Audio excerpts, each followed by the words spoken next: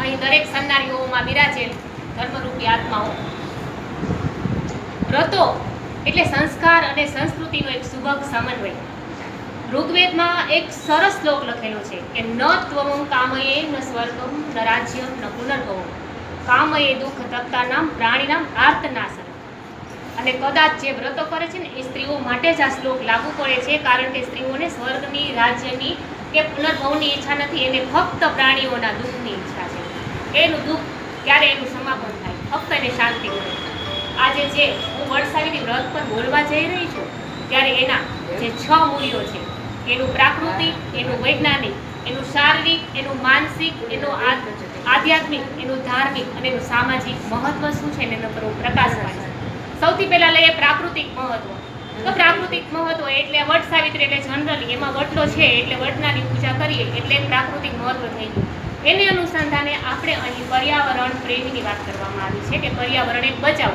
વડલાની પૂજા કરશો એટલે જનરલી આપણે પ્રકૃતિની પૂજા કરીશું કે જે આપણને હવા, પાણી અને ખોરાક આપે છે. એ પ્રકૃતિને કેમ ભૂલાય, એ પૂજવા યોગ્ય જ છે, કારણ કે વડલો છે ને અનાદિકાળથી આવતો અને સૌથી વધારે જીવતો. એટલે ઉજ્જૈનમાં સિદ્ધવડ અને ભરૂચમાં કબીરવડ પ્રખ્યાત છે.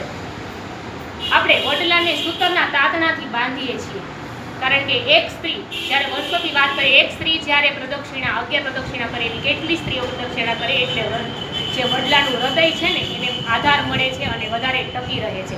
હવે હું વૈજ્ઞાનિક રીતે વાત કરીશ.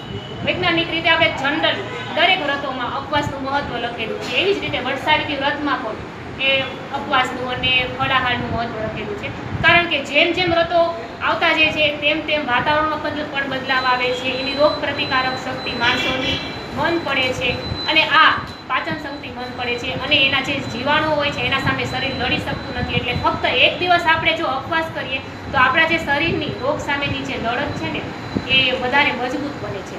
હવે હું એની વાત કરી સાવિત્રીના જીવન ઉપર વાત કરીશ તમને. શારીરિક એનું જે મહત્વ છે, શારીરિક મહત્વ શું કે સાવિત્રીએ જે કામ, ક્રોધ, લોભ, મોહ, ઈર્ષા આ બધા ઉપર વિજય મેળવ્યો હતો.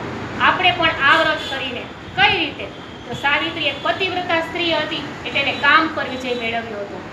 લોભ અને મોહ, સાવિત્રી અશ્વપતિ રાજાની રાજકુમારી હતી અને વૈભવ તેના ચરણોમાં આળોટતો હતો, છતાં પણ એ પતિ સાથે જંગલમાં નીકળી પડે છે, વલ્કલ વસ્ત્રો ધારણ કરે છે અને ફૂલોના ઘરેણા પહેરે છે. એટલે એને લોભ અને મોહ નથી, એને ઈર્ષા નથી, કારણ કે રાજાની કુંવરી હતી, એના જેવી ઘણી બધી સ્ત્રીઓ રાજ્ય કરતી હતી, છતાં એ જાણતી હતી કે મારા પતિનું 1 જ વર્ષનું આયુષ્ય છે, એટલે એની બુદ્ધિ સ્થિર હતી. આપણે પણ આપણી બુદ્ધિને સ્થિર રાખવાની છે અને આપણે પણ આ જ રીતે ક્ષમતાપૂર્ણ જીવન જીવવું છે. હવે હું માનસિક મૂલ્યની વાત કરીશ. સાવિત્રી જ્યારે યમરાજાની સાથે 7 કદમ ચાલે છે ને, આપણા શાસ્ત્રોમાં લખેલું છે કે જેની સાથે તમે 7 કદમ ચાલો ને એની સાથે તમને મિત્ર ભાવ થઈ જાય. તો યમરાજા અહીંયા વિદ્વાનનું પ્રતીક છે. જ્યાં મૂર્ખાઓની સભા હોય ને એમાં વિદ્વાન કોઈ બોલતા નથી, પરંતુ અહીંયા 2 વિદ્વાનો ભેગા થાય છે એટલે એની સાથે વિદ્વાનની જ્ઞાનની ચર્ચાઓ કરે છે. એટલે સાવિત્રીમાં આપોઆપ એક જ્ઞાન આવે છે, એટલે જ્ઞાનની દેવી કહેવાય છે. હવે હું તમને વાત કરીશ એની ધાર્મિકતાની કે આજે વડસાવિત્રીનું વ્રત છે ને એમાં સાવિત્રીની અને સત્યવાનની પૂજા વાંસની ટોપલીમાં થાય છે. વાંસની ટોપલીમાં શા માટે? કારણ કે વાંસ છે અંદરથી પોલું હોય છે. આપણે ભાગવતજીમાં પણ વાંસની સોટી મૂકવામાં આવે છે. શું કામે? કારણ કે આપણે પણ આપણો જે જીવ છે એ પોલો રાખવાનો છે, આપણે ખાલી રાખવાનું છે, આપણે આપણા અંદર જે ઈશ્વરના જે સદ્ગુણો છે ભરવાના છે. આ એનું મહત્વ છે. અને આપણે જે બધી પૂજાઓ ઈશ્વરને અર્પણ કરીએ છીએ એક જ ભાવ રાખવાનો છે કે આ ઈશ્વર તારું દીધેલું છે અને તને સમર્પિત છે, અમે તો ફક્ત નિમિત્ત બનીએ છીએ. હવે હું વાત કરીશ સામાજિક કઈ રીતે, તમને પ્રશ્ન થશે. તો સાવિત્રીએ જ્યારે વરદાન માંગવાનું કીધું ને ત્યારે એને પહેલા પોતાના માટે નથી માંગ્યું, એને પોતાના અંધ સાસુ સસરા માટે દ્રષ્ટિ, પોતાના પિતા માટે 100 પુત્રો અને પછી પોતાના માટે માંગ્યું છે. આ ઉપરથી આપણે શું શીખવાનું છે? કારણ કે એક સ્ત્રી ફક્ત પોતાનાથી જ સીમિત નથી હોતી, એની સાથે સમાજ, દેશ અને રાષ્ટ્ર જોડાયેલો હોય છે, જે એના ઉન્નતિ માટે સતત ને સતત ચિંતા કરે છે. આ એનું મુખ્ય ધ્યેય છે. અને હવે હું સૌથી એક અગત્યની વાત કરીશ, એ ફક્ત ને ફક્ત મારું જ મંતવ્ય છે. ફક્ત ને ફક્ત મેં મનોમંથન કરેલું છે કે જ્યારે સત્યવાન મૃત્યુ પામે છે ત્યારે સાવિત્રી જરા પણ હતાશ નથી થતી, પૂરી ક્ષમતા કેળવે છે. આજે એને અત્યારે શું લાગે વળગે છે એ હું સમજાવવા જઈ રહી છું.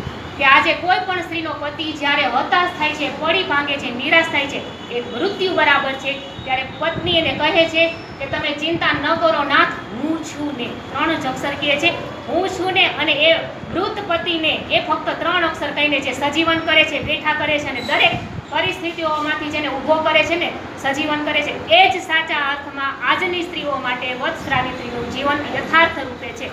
કારણ કે સ્ત્રીઓ માટે કહ્યું છે ભગવાને કે દરેક સમયે હાજર